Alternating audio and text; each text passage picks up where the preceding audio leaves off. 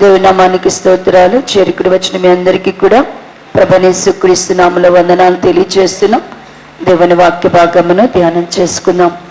మత్తయి సువార్త 9వ అధ్యాయము, మత్తయి సువార్త 9వ అధ్యాయము 14-15 వచన భాగములను చదువుకున్నాం. అప్పుడు యోహాను శిష్యులు ఆయన యొద్దకు వచ్చి, పరిసయ్యులను మేమును తరచుగా ఉపవాసము చేయుచున్నాము, కానీ నీ శిష్యులు ఉపవాసము చేయరు, దీనికి హేతువేమని ఆయన అడుగగా, యేసు, పెండ్లి కుమారుడు తమతో నుండు కాలమున పెండ్లి ఇంటివారు దుఃఖపడగలరా? పెండ్లి కుమారుడు వారి యొద్ద నుండి కొనిపోబడు దినములు వచ్చును, అప్పుడు వారు ఉపవాసము చేతురు. ప్రార్థన చేద్దాం. స్తోత్రము నాయన, ప్రేమ నమ్మకమైన తండ్రి, పరిశుద్ధుడా, జీవాధిపతి, ఉన్నవాడా అనేవాడా, భూత భవిష్యత్తు వర్తమాన కాలమునకు ఏకరీతిగా ఉన్న సజీవుడకు దేవుడవు నాయన. అయ్యా మా విమోచకుడా, సజీవుడకు దేవానికి స్తోత్రములు. మొదటి వాడవు, కడపటి వాడవు, మృతుడు వైద్యువి కానీ సదాకాలము జీవించు జీవాధిపతివి నాయన. నిజముగా మొర్రపెట్టు వారికి సమీపముగా ఉండి ప్రార్థనలు ఆలకించు వాడవు నాయన. అయ్యా నీ నామమును బట్టి ప్రార్థించు వారికి సమీపముగా ఉండి కృపచూపుటలో మహదైశ్వర్యము కలిగిన దేవుడవు నాయన. నీ నామమును బట్టి ప్రార్థించు వారిని రక్షించే దేవుడవై ఉన్నారు. అనుకూల దినమందు మేము మొర్రపెట్టగా రక్షణ దినమందు మమ్మల్ని ఆదుకునే దేవుడవు ప్రభువా. ఏలియనగా సయామరాధన ఆలకించువాడా, సర్వ శరీరులు నీ వద్దకు వద్దురు ప్రభువా. మా విమోచకుడా, మా రక్షణ దుర్గమా, మాకు మహోన్నతమైనటువంటి కేడము నీవే ప్రభువా. నీకే వందనాలు, స్తోత్రములు నాయన. అయ్యా మంటి వారమైన మమ్మలను ప్రేమించి మా ఎడల జాలిపడి ఈ మంటి ఘటములకు మహదైశ్వర్యము కలుగు చేయవలనని మంటి వారమైన మేము నాయన నీ మహామహిమలో నిలిచి ఉండవాలనని మేము ఇంకనూ పాపులమై ఉండగానే ప్రభువా మా ఎడలని మహాప్రేమను పరలోకము నుండి బయలుపరిచి నీ ఏకైక కుమారుణ్ణి మా ప్రియరక్షకుడనే యేసుప్రభువారిని మా నిమిత్తమై మీరు అనుగ్రహముగా దయచేసి ఉన్నారు ప్రభువా. అయా మా పాపముల చేత అపరాధ దోషముల చేత చచ్చిన వారమై ఉండగా నాయన, భక్తిహీనులమై ఉండగా ప్రభువా, చీకటిలో అంధకారమునకు దాసులమై నరకాగ్నికి నిత్య నాశనానికి పాత్రులమై ఉండగా అయా నీ కుమారుడైన యేసు ప్రభువారిని మా కొరకు ఈ లోకానికి పంపి ఉన్నారు. పరలోక మహిమను విడిచి తండ్రితో ఉండుట విడిచిపెట్టకూడని భాగ్యం అనుకొనకలేదు, కానీ యేసయ్యా మమ్మల్ని రక్షించుట కొరకు మా కొరకు నాయన మా వంటి అయా రక్త మాంసములు కలిగి మా వంటి నాయన స్వభావమని ధరించుకొని ఈ లోకానికి మీరు వచ్చి ఉన్నారు ప్రభువా. ప్రభువా నా తండ్రి, మా వలె అన్ని విషయంలో శోధింపబడ్డారు, శ్రమపడ్డారు, మా బలహీనతలో సహానుభవము కలిగి ఉన్నారు. ఆయనను పాపము విషయములు నిరపరాధిగా, నిష్కలంకుడుగా, పరిశుద్ధుడుగా యేసయ్యా మీరుండి మీ అమూల్యమైన రక్తాన్ని మా ప్రతి పాపము నిమిత్తమై చిందించి మమ్మల్ని రక్షించినందుకు వందనాలు. మీ ప్రాణమును క్రయధనముగా మా కొరకు అర్పించి మమ్మల్ని విమోచించినందుకు వందనాలు. ఇంత గొప్ప ప్రేమను మేము మరుచువారముగా ఉండొద్దు. ఇంత గొప్ప రక్షణను మేము నిర్లక్ష్యము చేయవారముగా ఉండొద్దు. అయా నీ రక్తము చేత విమోచింపబడిన మేము పాపము జోలికి పోకున్నట్లుగా పాపము విషయములో మేమును మృతులముగాను అయా పాపము చేజాలని వారముగా క్రీస్తునందు భద్రపరచబడిన వారమై నీ రాకడ కొరకు నాయన నీ వలే జీవించడానికి సిద్ధపడడానికి మాకు నీ కృప దయచేయండి. నీ శాశ్వతమైన ప్రేమను మీరు మా ఎడల చూపుతుండగా నాయన నీ ప్రేమను నాయన ఎరిగిన వారముగా మేమును నాయన మా పూర్ణ హృదయముతో నిన్ను ప్రేమించి సేవించుటయు, అయ్యా మా వల్లే మా పొరుగు వారిని ప్రేమించుటయు, సహోదర ప్రేమలో నిలుచుటయు మీరు మాకు నేర్పించండి ప్రభువా. ఉపవాస దినములను ప్రతిష్ఠించి యెరూషలేము ప్రార్థనా మందిరమునకు 35వ దినాన్ని మీరు అనుగ్రహించి ఉన్నారు అయ్యా. ఈ 34 దినములు నీ దయతో మమ్మల్ని నడిపించారు. అనేక విషయముల్లో మేము కొట్టబడుతున్నాము ప్రభా. గాలికి రేపబడి పొట్టువలే ఉన్నాం అయ్యా. సముద్ర తరంగములను పోలిన వారముగా ఉన్నాం ప్రభా. అయితే నాయన మమ్మల్ని నశింపచేయక నేడు అనబడే సమయమునిచ్చి మీరు బుద్ధి చెబుతుండగా గ్రహించగలిగిన హృదయమును మాకు దయచేయండి. మాలో ఉన్న పాపమును చెడుతనమును విడిచిపెట్టి ప్రభువా నీ జీవమును కోరుకోగలిగిన భాగ్యమును మాకు దయచేయండి.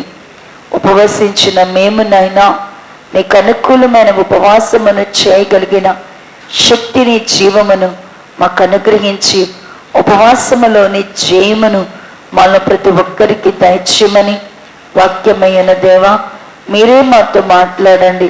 మానవ స్వరాన్ని మరుగుపరచండి.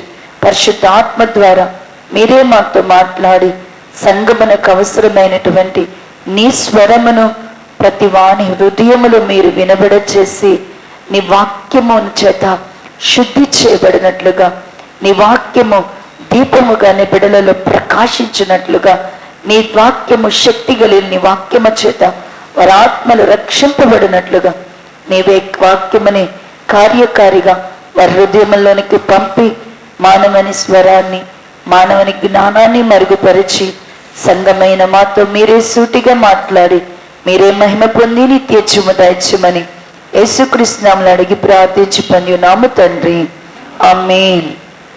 అందరికీ వందనాలండి. చదవబడినటువంటి లేఖన భాగమును ధ్యానం చేస్తూ ఉన్నాం. ఉపవాసం ఉన్నాము. దేవుడు కూడా మరి పాతన తండ్రి యొక్క దేవుని కాలములోను ప్రభువైన యేసుక్రీస్తు ప్రభువారి కాలములో కూడా ఉపవాసము చేయడము అనే దానిని యేసు ప్రభువారు కూడా సమర్థిస్తున్నారు. దేవుని పిల్లలమైన మనము ఖచ్చితంగా ఏం చేయాలా? ఉపవాసము ఉండడము అనేది మనకి శ్రేయస్కరము. యేసుక్రీస్తు ప్రభువారు కూడా మనం ఏదైతే మనకు అసాధ్యమో, మనం ఏదైతే చేయజాలలేకపోతున్నామో, ఎలాగనగా మరి ఒక అచాండ్ర రోగము కలిగిన పిల్లవాడిని యేసు ప్రభువారి దగ్గరికి తీసుకొచ్చినప్పుడు మరి అతనిలో ఉన్నటువంటి అపవిత్రాత్మను శిష్యులు వెళ్ళగొట్టలేకపోతే యేసుక్రీస్తు ప్రభువారిని వారు అడుగుతున్నారు, మేము ఎందువలన ఆ దెయ్యమును మేము ఆ పవిత్రాత్మను మేము ఎందుకు వెళ్ళగొట్టలేకపోయాం అని చెప్పినప్పుడు యేసు ప్రభువారు కూడా చెప్తున్నారు, అది ప్రార్థన వలనే సాక్ష్యము అంటూ ఇంకొక మాట చెప్తున్నాడు. దానికి అర్థం ఉపవాస ప్రార్థన వలనే సాధ్యము. అంటే మన వల్ల కానిని పని మనకి ఏదైతే ఉన్నదో, మనము చేయజాలనిది ఏదైతే మన జీవితంలో ఉందో, మన శక్తికి మించిన పని ఏదైతే మన దగ్గర ఉందో, ఇప్పుడు మనము ఒక వ్యక్తిని ఎవరైనా మార్చగలమా? మన పిల్లలు మారు అంటే మారుతారా? మారరు. భర్తను మారాలి అంటే మారుతారా? మారరు. మన కడుపును బిడ్డను బిడలే మనం మారమంటే మారరు. మన ఇంటిలో ఉన్న భర్తే మార్చుకో అంటే మారరు. అంటే కనీసం ఒక పిల్లవాని హృదయాన్ని మార్చడానికి కూడా మన దగ్గర శక్తి చాలదు. మన శక్తి చాలనప్పుడు మన మాట వాళ్ళ హృదయాలను తాకి కదిలించలేనప్పుడు, మన వలన ఒక పని జరగడం మన చేత కానప్పుడు, ఒక పని చేయడానికి, ఒక కార్యం జరగడానికి మన జ్ఞానము మన శక్తి చాలనప్పుడు మనం చేయాల్సిందల్లా ఒకటే, ఏంటి అంటే ఆయన చేస్తానని నమ్మాలా.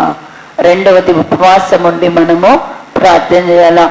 తండ్రిని అడుగుతున్నాడు, నేను దేవునికి సాధ్యమని నమ్ముతున్నావా అని అడిగితే ఆ తండ్రి అన్నాడు, నమ్ముతున్నాను కానీ ప్రభువా అపనమ్మకం కలగకుండా సాధ్యం. అంటే నువ్వు ఉపవాసం ఉన్నావు అంటే నువ్వు ఎంత చెప్పినా, నేను చాలాసార్లు ఆలోచిస్తూ అంటే నా హృదయానికి కలిగినటువంటి ఆలోచన నేను అనుకుంటూ ఉండేదాన్ని, ఏంటి అంటే ఇంట్లో ఒక తాగుబోతు భర్త కానీ ఉన్నాడు అనుకోండి, భార్య చాలాసార్లు కాళ్ళు పట్టుకొని కూడా బతిమిలాడేది, అయ్యా మానేసే అయ్యా, తాగబాకయ్యా, కుటుంబం పాడైపోతుందయ్యా, నేను పిల్లలు ఎట్టయితే చచ్చిపోతామయ్యా అని కూడా కాళ్ళు పట్టుకొని బతిమిలాడే తల్లు భార్యలు ఉంటారు. అయినా కూడా ఎంత బతిమిలాడినా చచ్చిపోతామన్నా కూడా మానేస్తారా? తాగనని ఆ రోజు రాత్రి చదువుతాడు, మళ్ళీ మరుసటి రోజు రాత్రి ఏం చేసి వస్తాడు? తాగే వస్తాడు. అంటే చచ్చిపోతామన్నా కూడా ఒక మనిషి మార్చడం అనేది వల్ల కాదు. కానీ అదే నువ్వు నీ దేవుని నమ్మి, నా దేవుడు హృదయాలను మార్చగలిగిన దేవుడు, మనస్సులను మార్చగలిగిన దేవుడు, బుద్ధులను మార్చగలిగిన దేవుడు, పరిస్థితులను మార్చగలిగిన దేవుడు అని నువ్వు నమ్మి ఉపవాసం ఉండి ప్రార్థన చేస్తే ఖచ్చితంగా ఒకరోజు దాని నుండి దేవుడు ఏం చేస్తాడంటే విడిపిస్తాడు. అంటే మనకేది అసాధ్యమో దేవునికి అది సాధ్యము అని నువ్వు నమ్మాల. ఉపవాసం ఉన్నాము అంటే ఖచ్చితంగా మన ఉపవాస ప్రార్థనలో నీ జీవితంలో ఏది నీకు శోధనగా ఉన్నదో, ఏది నిన్ను అంటే ఎవరైతే నశించిపోతున్నారో, ఎవరైతే దేవునికి ఆయాసకరంగా జీవిస్తున్నారో అటు వారు రక్షింపబడాలా, అపవిత్రాత్మ నుంచి ఖచ్చితంగా వారు ఏం చేయబడాలా? విడిపింపబడాలని మనం కూడా ఉపవాసం ఉండి ఏం చేయాలంట? ప్రార్థన చేయాలి. మరి ప్రార్థన గురించి ఉపవాసం మనం గురించి అనేక విషయాలు ధ్యానించుకుంటూ వస్తున్నాం. మనము ఇంకా ఏమి మనం ధ్యానించుకుంటూ వాటిలో భాగములు కానీ మరి యెషయా గ్రంథం 58వ అధ్యాయము 6వ వచన భాగమును ధ్యానం చేస్తున్నాం.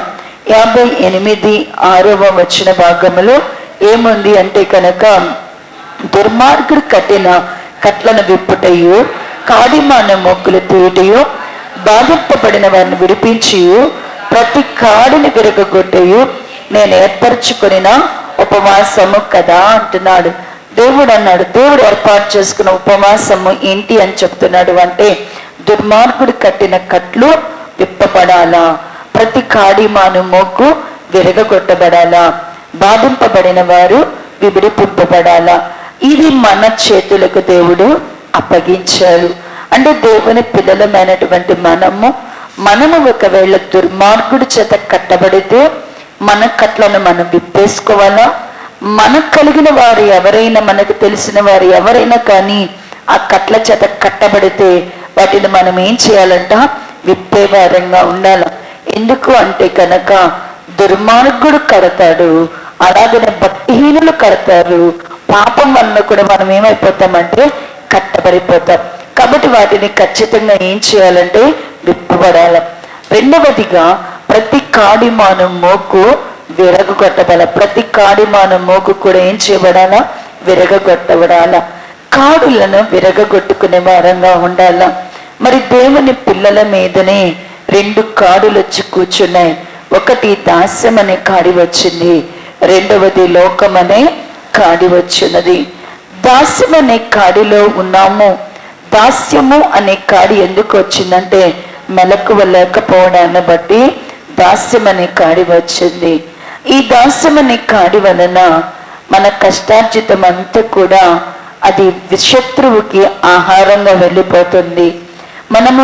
మన కష్టమంతయు, మన బలమంతయు, మన యొక్క శ్రమ అంతా కూడా ఎవరికి వెళ్ళిపోతుందంటే శత్రువుకి ఆహారంగా, పానంగా వెళ్ళిపోతుంది. నీకు కలిగినది నీ దగ్గర ఉండదు. అయితే ఇప్పుడు దాస్యం అనే కాడి నుంచి ప్రభువైన యేసుక్రీస్తు వారి ద్వారా మనం ఏం చేయబడాలి? ఆ కాడిని విరగొట్టుకోవాలా, ఆ కాడి పంపులను తెగగొట్టుకోవాలా. ఆ కాడు విరిగిపోతేనే కానీ నీ శ్రమకు తగిన ఫలము, నీ కష్టార్జితము నువ్వు అనుభవించగలవు, నీ బలమును నువ్వు అనుభవించగలవు. మరి దేవుని పిల్లలమైనటువంటి మనము, దేవుని బ్రతుకొచ్చిన నీవు నేను కూడా దాస్యం అనే కాడి క్రింద ఉంటే యేసుక్రీస్తు ప్రభువారి ద్వారా ఆ కాడిని ఏం చేయబడాలి అంటే విరగొట్టుకొని స్వతంత్రులం అవ్వాలి. రెండవ కాడి బబులోను కాడి ఉంది. ఈ బబులోను కాడి రావడానికి కారణము ఇజ్రాయేలు ప్రజలైనటువంటి వారు ఆకాశరానికి ధూపము వేయడం బట్టి వారు అదృష్ట దేవతను ఆరాధించడాన్ని బట్టి దేవునికి కోపము కలిగి, అంటే వాళ్ళు ఒకవైపు వాళ్ళు అన్యజనుల ఆచారాలను పాటిస్తున్నారు.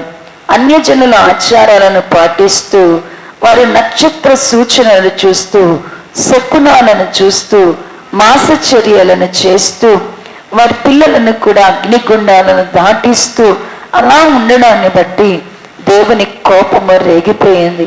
అంత మాత్రమే కాక వారు అదృష్టాలను నమ్ముకోవడం ప్రారంభించారు. అంటే వారు దేవుని ఆజ్ఞల కంటే వారు ఎఫోదుని ఎక్కువగా పూజించేవారు. వారు ధర్మశాస్త్రములో ఉన్న దేవుని వాక్యాన్ని విడిచిపెట్టారు. వారు కర్రలను, అంటే అహరోను కర్రలను, ఎఫోదులను, అక్కడ ఉన్నటువంటి మరి బలిపీఠపు వస్తు సామాగ్రిని వారు దేవతలుగా పెట్టుకొని, వాటి అయ్యుంటే మాకన్నీ కలిసి వస్తాయి. మందసాన్ని తెచ్చి యుద్ధంలో పెట్టుకోవడము, మందసాన్ని ముందు పెట్టుకోవడాలు, ఎఫోదుని తీసుకెళ్ళి ఇంట్లో పెట్టుకోవడము, కర్ర పెట్టుకొని ఇది అహరోను కర్ర, చిగురించిన కర్ర, దీనిలో జీవం ఉందని వాటిని ఆరాధించడం, అంటే అవి అదృష్టంగా భావించారు. అందుకని దేవుడు ఇజ్రాయేలు ప్రజలను కోపించి, మీరు దేనిని అయితే నమ్ముకున్నారో అక్కడికే వెళ్తాను, మీరు వాళ్ళు కలిసిపోయినట్టున్నారు, మీరు అక్కడికన్నా వెళ్ళి బాగుపడండి, అక్కడికన్నా వెళ్ళి మీరు ప్రత్యేకంగా ఉండండి అని దేవుడు తన దేశాన్ని మరి పాడుగా, ఎందుకు అంటే ఇజ్రాయేలు ప్రజలు దేశాన్ని అపవిత్రపరిచారు, విగ్రహములతో దేశాన్ని అపవిత్రపరిచారు. మరి అపవిత్రపరచబడిన దేశములో దేవుని ప్రజలను ఉంచడానికి దేవుడు ఇష్టపడలేదు. వారిని బయటికి పంపించేసి ఆ దేశాన్ని 70 సంవత్సరాలు పాడుగా ఉంచాల. అక్కడ అన్ని ఇళ్ళన్నీ ఖాళీ అయిపోవాలా, అక్కడ ఉన్నటువంటి అన్ని పొలాలే కానీ అక్కడ ఉన్నటువంటి ప్రాంతం అంతా కూడా ఏమైపోవాలంటే విడవబడిపోవాలా. పూర్తిగా అక్కడ పశువులు తప్పితే, వృత్తులు తప్పితే ఇంకెవరు ఉండడానికి లేదు.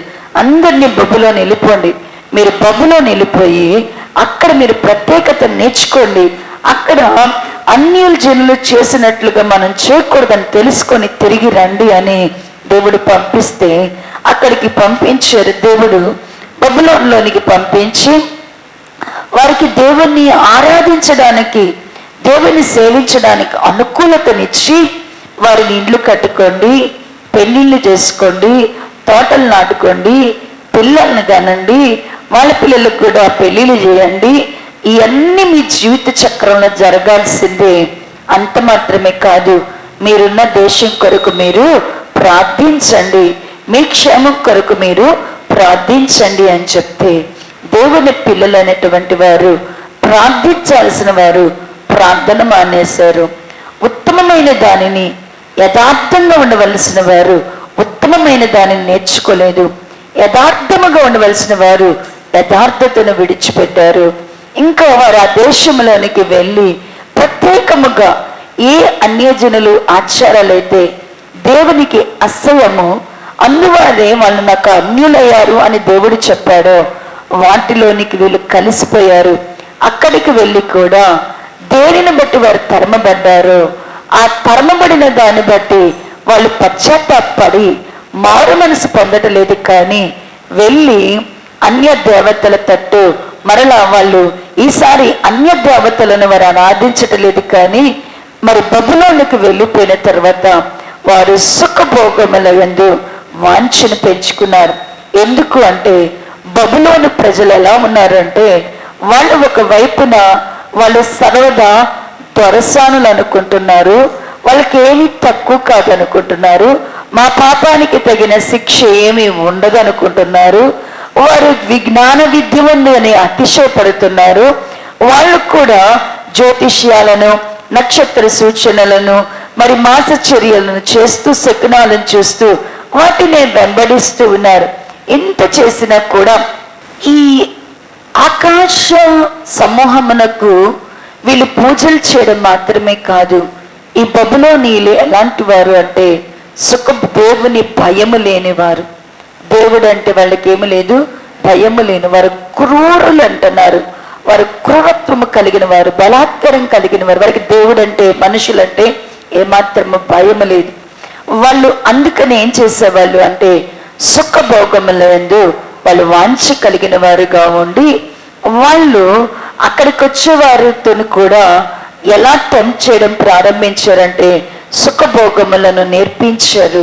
అంత మాత్రమే కాక ధనాపేక్ష కలిగిన వారు ప్రజలు, బబులోనీలు ధనాపేక్ష కలిగిన వారు, సుఖభోగములు అంటే వాంఛ కలిగిన వారు, కామ వికార చేష్టాలు అంటే వ్యభిచార మద్యముతో తమ కోరికలను తీర్చుకునేవారు.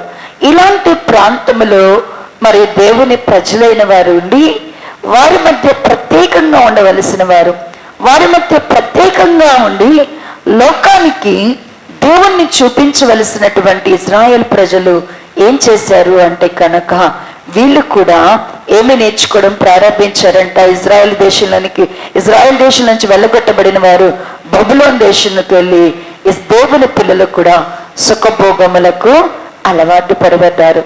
సుఖము అంటే మరి దుష్టుని యొక్క అభిప్రాయము ఏంటి అంటే కనుక తినడము, త్రాగడము, సంతోషించడము, తినడము, త్రాగడము, లేచి ఆడడం, విచ్చలవిడిగా ఉండడం. సుఖము అంటే మరి విస్తారమైన వెళ్ళగలిగినటువంటి వస్త్రములను ధరించి వాళ్లకు నచ్చినట్టుగా. సుఖము అంటే ప్రతిరోజు సుఖపడము అంటే ఒక మాట చూడండి. సుఖము అంటే ఏంటి అంటే ఎఫెసీయులకు రాసిన పత్రిక 2వ అధ్యాయము, ఎఫెసీయులకు రాసిన పత్రిక 2వ అధ్యాయము 3వ వచన భాగమును చదివినట్లయితే, వారితో కలిసి మనందరము శరీరము యొక్కయు మనసు యొక్క కోరికలను నెరవేర్చుకొనుచు మన శరీరాశలను అనుసరించి మునుపు ప్రవర్తించుచు కడమ వారి వలె స్వభావ సిద్ధముగా దైవోద్గ్రతకు పాత్రులమైతిమి అంటున్నాడు. చాలండి, ఇక్కడ ఒక మాట వ్రాయబడింది. సుఖము అంటే ఏంటి, సుఖభోగాలు అంటే ఏంటి అంటే, ఒకటి ఇక్కడ చెప్తున్నాడు కదా, నీ మనస్సు యొక్కయు శరీరము యొక్క కోరికలను నెరవేర్చుకోవడమే. నీ మనసు ఏమనిపిస్తే అది మంచిదా చెడుదా కాదు, అది చేయొచ్చా చేయకూడదా కాదు, అది దేవుని చిత్తమా కాదా కాదు.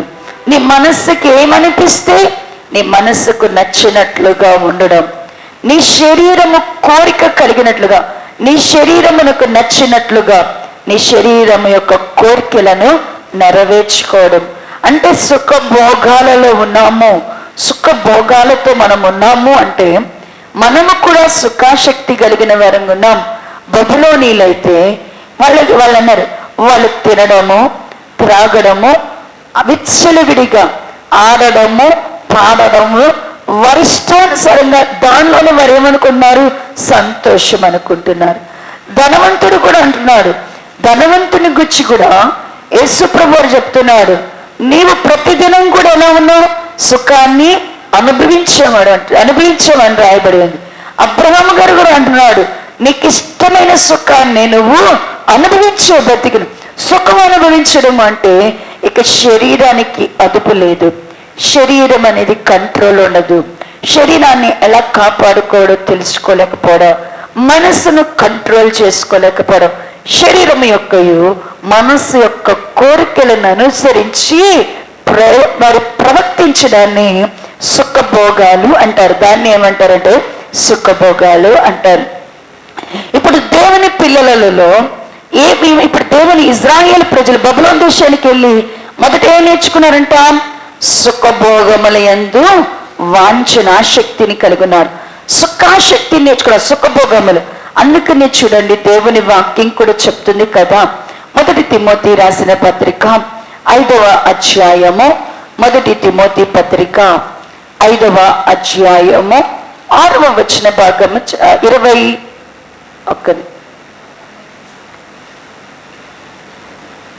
యాకోబు పత్రిక యాకోబు పత్రిక 5వ అధ్యాయము, యాకోబు పత్రిక 5వ అధ్యాయము 5వ వచన భాగమును చదవండి. అమ్మా తీసారు, అందరూ పేజీ తీసారమ్మా. 212వ పేజీ, 212వ పేజీ, 5వ అధ్యాయము 5వ వచన భాగము. మీరు భూమి మీద సుఖముగా జీవించి భోగాశక్తుల వదటిన మందు మీ హృదయములను పోషించుకొంటిరి. యాకోబు గారు చెప్తూ ఎవరు తీర్పులో ఉంటారో చెప్తున్నాడు. దేవుడు ఎవరిని తీర్పులోనికి తీసుకుంటారు? రెండవ రాకడలో ఎవరు దేవుని రాజ్యములోనికి కాకుండా ఎవరు శిక్షా విధికి తీర్పుకు విడవబడతారు? దేవుని పిల్లలమైన మనందరం ఉన్నాం కదా, మనలో కొంతమంది ఏమవుతారంట? విడవబడతారంట. మనం ఏమని అడుస్తుంటామంటే, ప్రభువా ప్రభువా నన్ను ఎందుకు వదిలేసావు ప్రభువా, నేను ఎన్ని 40 రోజులు ఉన్నాను ప్రభువా, ఎన్ని 4 రోజులు ఉన్నాను ప్రభువా, సమయం దొరికినప్పుడల్లా నీ మందిరంలోనే ఉన్నాను కదా ప్రభువా, నన్ను ఎందుకు వదిలిపెట్టావు ప్రభువా అంటే అంటాడు, అవునమ్మా లోకంలో నిన్ను నేను ఎందుకు వదిలిపెట్టావు అన్నాడు. ఎందుకు వదిలిపెట్టానని దానికి ఒక సమాధానం చెప్తున్నాడు. అంచె దినాల్లో మీరు ఎలా ఉన్నారు, మీరు అంచెకాలంలో ఎలా ఉన్నారు అని చెప్తూ, మీరు భూమి మీద సుఖముగా జీవించి భోగాశక్తులై వదదిన మందు మీ హృదయాలను ఏం చేశారు? పోషించుకున్నారు. అంటే భూమి మీద ఉన్నప్పుడు దేవుని పిల్లలైనటువంటి మనలో ఏముండకూడదు అని దేవుని వాక్యం సెలవిస్తుంది అంటేనంట, పద్దాక మనం ఏం కోరుకుంటాం? నా బతుకులో సుఖమే లేదు అంటాం. నా బతుకేమి లేదు, సుఖమే లేదు, నా బతుకులో సుఖాన్నే నేను చూడలేదు అంటావు. కానీ దేవుడు అన్నాడు, సుఖం కనుక అలవాటయ్యామా, సుఖాశక్తి వచ్చిందా, సుఖాశక్తి వచ్చిన వాళ్ళు ఎలా ఉంటారంటే, వాళ్ళు ఏ సుఖాశక్తి వచ్చిన వాళ్ళకి ఇక భయం ఉండదు. అంటే తొందర అనేది రాదు వాళ్ళకి, వాళ్ళకి భయం అనేది ఉండదు. సుఖపడి అనేది నిన్న మనం అదే ధ్యానం చేసాం. సుఖ భాగములు అందు మనకి వాంచి వచ్చిందా, మొదట మనం కోల్పోయేది ఏంటి అంటే భయం. మనలో నుంచి ఏం పోద్దంటే కనుక దేవుడు మనకు అవసరమని దేవుని ఇర్మియా గారు కూడా అంటున్నాడు కదా, ఇజ్రాయెల్ ప్రజల్లో ఏం పోయింది, వాళ్ళు ఏమి ధరించుకున్నారంటే చూడండి, ఇర్మియా గ్రంథము 40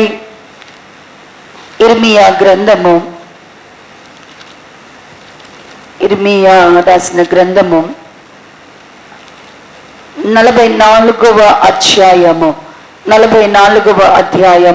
10వ వచన భాగమును చదివితే, 10వ వచన భాగం 666వ పేజీ 44వ అధ్యాయము 10వ వచనం వారు, నేటి వరకు వారు దీన మనసు ధరింపుకున్నారు, భయము నందుకున్నారు. ఏం పోగొట్టుకున్నారంట? దేవుని ప్రజలలో ఏం పోయిందంట?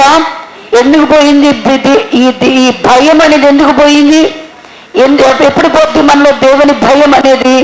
ఎప్పుడైతే మనము సుఖభోగములకు దాసులం అవుతామో, సుఖాశక్తి మనకి ఎప్పుడైతే వస్తుందో, సుఖభోగములకు మనం ఎప్పుడైతే అలవాటు పడతామో, సుఖభోగములు అందు వాంఛ మనలోకి ఎప్పుడైతే వస్తుందో, సుఖాశక్తి కలిగి మనం ఎప్పుడైతే ఉంటామో, అప్పుడు మనలో ఏం పోద్ది అంటేనంట, భయం పోద్ది, చెంత కూడా పోద్ది. అంటే చెంత భయం అంటే ఇర్మియా గ్రంథంలో ఒక మాట ఉంటుంది. చెంత భయము అనే మాటకి ఒక మాట రాస్తారు. ఏంటి అంటే కనుక, నీటి కాలువల వద్ద నాటబడిన చెట్టు అంట, దాని వేళ్ళు ఆ నీటి వారం నాటుంటే ఆ చెట్టు కంట చక్కగా ప్రతి నెల ఏం చేస్తుందంట? కాపు కాస్తా ఉంటది. అంటే ఎండ అంటే భయం ఉండదంట, వర్షానికి భయపడదంట, చలికి భయపడదంట. అది భయమునందుదు, చెంతనందుదు అంటున్నాడు. దానికి ఏం లేదంట, రెండు మాటలకు దానికి నీటి కాలువల యొద్ద నాటబడిన చెట్టు, ఫలించే చెట్టుకి ఏముండదంట? నీటి కాలువల యొద్ద నాటబడి నెల నెల ఫలించే చెట్టుకి ఏముండదంట? చెంత ఉండదు. ఇదే ఇర్మియా గ్రంథము 17వ అధ్యాయం. ఇది ఇర్మియా గ్రంథము 17వ అధ్యాయము 8వ వచన భాగంలో అంటాడు కదా, వాడు జలముల యొద్ద నాటబడి చెట్టు వలె నలాటబడిన చెట్టు వలె ఉండును, అది కాలువల ఓరన దాని వేలుతనను వెట్ట కలిగినను, దానికి భయం ఉండదు, దాని ఆకు పచ్చగా ఉండును, వర్షము లేని సంవత్సరమున చెంతనందదు, కాపు మానదు. ఇక్కడ చక్కగా రాశాడు కదా, నీటి కాలువల యొద్ద నాటబడిన చెట్టుకి ఏముండదంట, భయం ఉండదు, చెంత ఉండదు. ఫలించే చెట్టుకి, ఫలమిచ్చే నీటి కాలువల యొద్ద ఫలించే చెట్టుకి భయం ఉండదు, చెంత ఉండదు.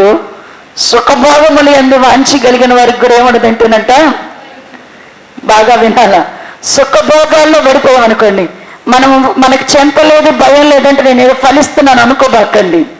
ఒకవేళ నీలో సుఖాశక్తి ఉంటే, సుఖభోగములు ఎందు వాంఛి ఉంటే, అందుకని అన్నాడు, వదదినమందు నీ హృదయాన్ని నువ్వు ఎలా పోషించుకున్నావు? నీ హృదయం దేనికి దాసం చేయబడింది? నువ్వు వదదినములు దేవుడు రాకడ కాలంలో నీ హృదయం ఎటువైపు తిరిగిపోయింది? నీ హృదయం ఎటు తిరిగిందంటే సుఖము వైపు తిరిగిపోయింది.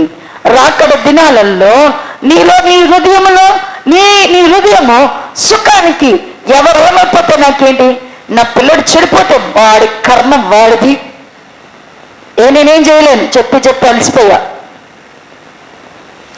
నీ ఇంటిలో వారు నశించిపోతున్నారు, నీ ఇంటిలో దుష్టుడు కార్యాలు చేస్తున్నాడు, నీ హృదయం అంటే ఎవరు నశించిపోతున్నా బాధ లేదు, భయము లేదు, చింత లేదు. దేవుడు ప్రజలు అన్నాడు, దేవుని ప్రజలలోనికి కనుక, హృదయాలలోని గనుక సుఖాశక్తి వస్తే నీ ఇంట్లో నశించిపోవచ్చిన వ్యక్తిని పుట్టుకొని నువ్వు నిద్రపోలేవు. నీలో గనక నిజముగా నీలో గనక దేవుని ప్రేమ, దేవుని కార్యం ఉంటే, నీలో దేవుడు ఉంటే, నీ ఇంటిలో ఎవరైనా పాడైపోతుంటే, ఎవరైనా చెడిపోతుంటే, ఎవరైనా నష్టపోతుంటే నీవు అట్లా చూస్తూ ఉండలేవు. అలా ఉన్నావు అంటే నీ హృదయాన్ని నువ్వు ఎట్లా మలుచుకున్నావు అంటే సుఖభోగాలకి మార్చుకున్నావు, సుఖాశక్తికి. అందుకని అంటాడు, ఇది యెషయా గ్రంథము 31వ అధ్యాయము, యెషయా గ్రంథము 32వ అధ్యాయం, యెషయా గ్రంథము 32వ అధ్యాయం, 32 యెషయా గ్రంథము 32వ అధ్యాయము 9వ వచన భాగము నుండి, సుఖాశక్తి కలిగిన స్త్రీలారా లేచి నా మాట వినడి, నిశ్చయంతంగా ఉన్న కుమార్తెలారా నా మాట వినడి, నిశ్చయంతి గల స్త్రీలారా ఇక 1 సంవత్సరమునకు మీకు తొందర కలుగును, ద్రాక్ష పంట పోవును, పండ్లు ఏరుటకు రావు. సుఖాశక్తి కలిగిన కన్యకలారా వణుకుడి, నిర్విచారణలారా తొందరపడుడి, మీ బట్టలు తీసివేసి దిగంబరులై మీ నడుమునకు గోన పట్టు కట్టుకోండి చాలండి అన్నాడు కదా. ఏమంటున్నాడు? సుఖాశక్తి కలిగిన స్త్రీలారా లేచిన మాట వినండి, నిశ్చయంతగా ఉన్నవారులారా నా మాట వినండి. సంవత్సరంలో తొందర రాబోతుంది, మీ చేతికి పంట రాకుండా అయిపోతుంది. మీరు విత్తిన పంట మీరు కొయ్యలేని పరిస్థితులు వస్తున్నాయి, మీ ఇళ్ళు పాడైపోతున్నాయి, మీ గుడారాలలో నాశనం రాబోతుంది.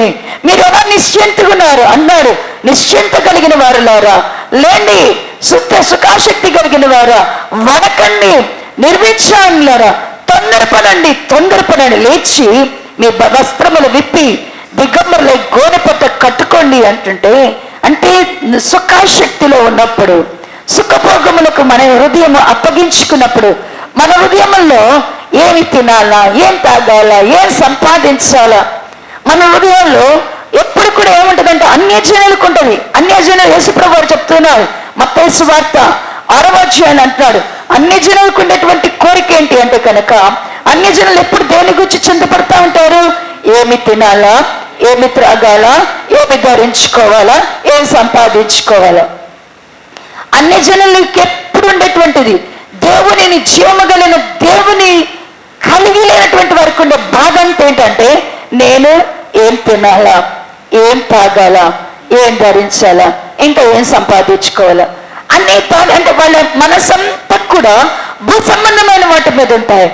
దేవుని పిల్లలమైన మనము, మన మనసు అంతా ఎప్పుడు ఎలా ఉండాలా, మన మనసు అంతా ఎలా ఉండాలా, మన మనసు అంతా ఎలా ఉండాలంటే, నా ఇంటిలో ఎవరు నశించిపోతున్నారు, నా ఇంటిలో ఎవరు దేవునికి దూరంగా ఉన్నారు, నా ఇంటి వారు ఇంకా ఎందుకు దేవుని రక్త ప్రోక్షణ క్రిందకు రాలేదు, ఎందుకు ఇలా ఉన్నారు? నశించిపోతున్న వారిని గుర్చినటువంటి క్రీస్తు ప్రేమని నేను చేస్తుంది, బలవంతం చేస్తుంది. అలా కాకుండా నీ కొడుకు, నీ భర్త, నీ పిల్లలు పాడైపోతున్నా, నీ తల్లిదండ్రులు పాడైపోతున్నా, మనము వాళ్ళని చూసి చూడనట్టుగా ఉన్నాము. మన హృదయం కదలటం లేదు. వాళ్ళు పాడైపోతున్నా మన హృదయం కదలటం లేదంటే మనలో ఏముంటే అట్లా ఉంటుంది? సుఖాశక్తి, నిర్విచారమైన మనస్సు మనలో ఉంటే మనం ఏం చేస్తామంటే, చెప్పామండి, బతిలాడామండి, కానీ మాట వినకపోతే ఏం చేస్తాం? 1-2 సార్లు చెప్పావు, వదిలేస్తావు. 4 సార్లు చెప్తా, వదిలేస్తావు. తాగితే తాగి వెళ్ళండి, నన్నేం బంతలేదుగా అంటాం.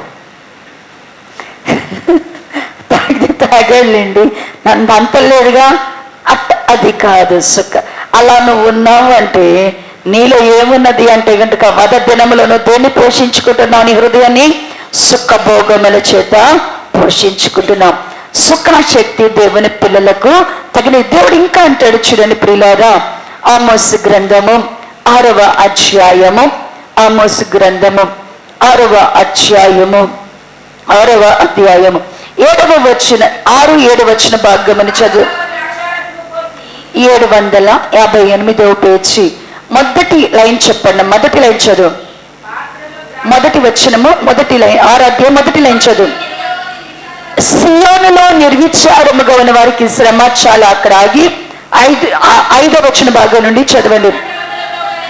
స్వరమండలములతో కలిసి పిచ్చి పాటలు పాడుచు దావీదు వలె వాయించుచు వాయిద్యములను కల్పించుకొందరు. పాత్రలో ద్రాక్షరసము పోసి పానము చేచు పరిమళ తైలము పూసుకొందరు గాని యోసేపు సంతతి వారికి కలిగిన ఉపద్రవమును గూర్చి చింతపడరు. కాబట్టి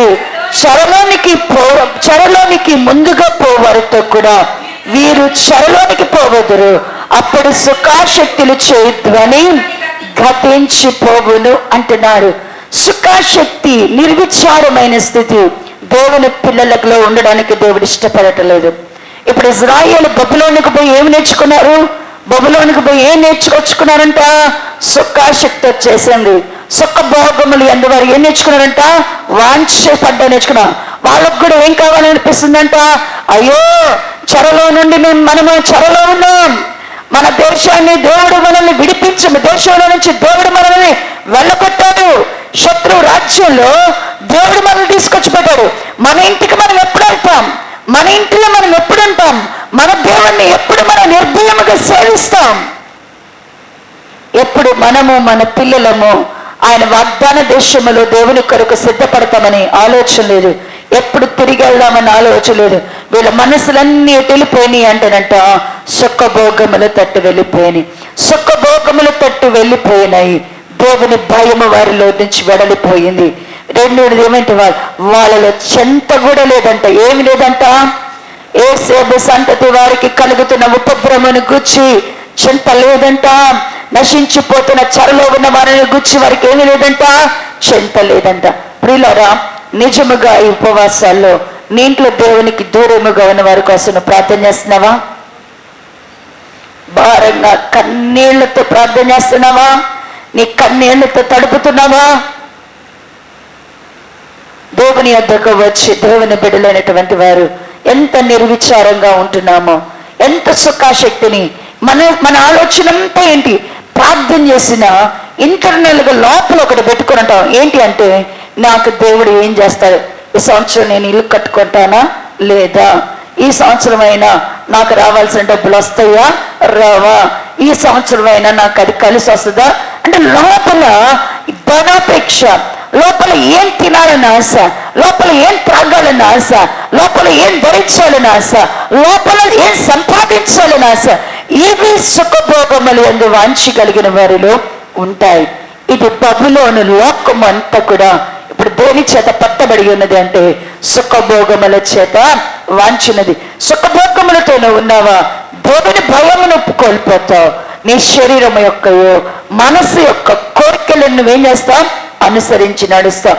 అందుకనే దేవుడు చెప్తున్నాడు, వద దినమున నీ హృదయమున నీవు సుఖభోగముల చేత నువ్వు పోషించుకుంటున్నావేమో, జాగ్రత్త. నీలో దేవుని భయం ఉందా లేదా? నశించిపోచిన ఆత్మల విషయంలో చింత ఉందా లేదా? దీన్ని నువ్వు పరిశీలన చేసుకోవాలా. ఇంకా అంటున్నాడు కదా ప్రియులారా, చూడండి దేవుని యొక్క పిల్లలను గురించి సామెతల గ్రంథము 21వ అధ్యాయము. దేవుని సన్నిధిలో దేవుని బిడలు ఎలాగున దాన్ని సుఖాశక్తిని సుఖభోగములు జయించాలో చెప్తూ 21వ అధ్యాయం 17వ వచన భాగం చదివితే 546వ పేజీ 546వ పేజీ సామెతల గ్రంథము 21వ అధ్యాయము 17వ వచన భాగము. సుఖభోగములు యందు వాంఛగలిగిన వారికి లేమి కలుగును, ద్రాక్షరసము నూనెయు వాంఛించు వారికి ఐశ్వర్యము కలగదు అంటున్నాడు. దేవుడు స్పష్టంగా చెప్తున్నాడు. దేవుని యొక్క మరి ఆత్మ కలిగినటువంటి ప్రసంగి అయినటువంటి సొలొమోను గారు చెప్తున్నాడు, జ్ఞాని అయిన సొలొమోను చెప్తున్న మాట్లాడాడు, సుఖభోగములు యందు వాంఛగలిగిన వారి దగ్గరికి ఏమొస్తుందంటండి? సుఖభోగములు వాంఛ ఉందంటుకో, వాళ్ళ చివరి స్థితి ఏంటంట? లేమిలోనే ఉంటామంట. ఐశ్వర్యమును, ధనమును, తర్వాత నూనెను వాంఛించు వారికి ఏముంటుందంట? ఐశ్వర్యము కలగదు అంటున్నాడు. అంటే దేవుని బిడ్డలైనటువంటి మనము సుఖభోగములను ప్రేమించేవారుగా, సుఖభోగములు ఎందు మనకి ఏముండకూడదు? వాంఛ అనేది ఉండకూడదు. నీ హృదయంలో ఏముండకూడదు? సుఖభోగములు ఎందు వాంఛ. రేపేం తినాలో రేపు గురించి ఆలోచించాలంట. మనం ఏం ఆలోచిస్తాం? రేపేంది? మనం సంవత్సరం దాకా ఆలోచిస్తాం. మన ఆలోచనలు ఎక్కడ దాకా ఉంటాయి అంటే సంవత్సరం దాకా. దేవుడైతే అన్నాడు, రేపేమి తిందుమా, రేపేం ధరిస్తామా, రేపేమి మరి తాగుతామా అని మీరు చింతపడద్దు. రేపటిని గురించి ఏం చేస్తుందంట? అబ్బా వీళ్ళు నెట్ట భరించాలని రేపు చింతపడుతుందంట మనల్ని చూసి. వీళ్ళు ఇంకా మారేటని మనం అనుకున్నాం. మనమేమో రేపటి. నీ పని ఏంటంటే నేడు అన్నటి సమయాన్ని దేవుడు నీకు ఇచ్చాడు. నీకేం ఇచ్చాడు? నువ్వు ఆలోచించాల్సింది ఏంటి? నేడు నువ్వేం చేయాలా? నేడు అనేది పడి సమయం ఉండగానేనంట, నేడు అనే సమయం ఇచ్చాడు అనుకోండి, మనం ఏం చేయాలంట? హెబ్రీ పత్రికలో చూడండి, హెబ్రీ పత్రిక 3వ అధ్యాయము, హెబ్రీలకు రాసిన పత్రిక 3వ అధ్యాయము 15వ వచన భాగమని చదివితే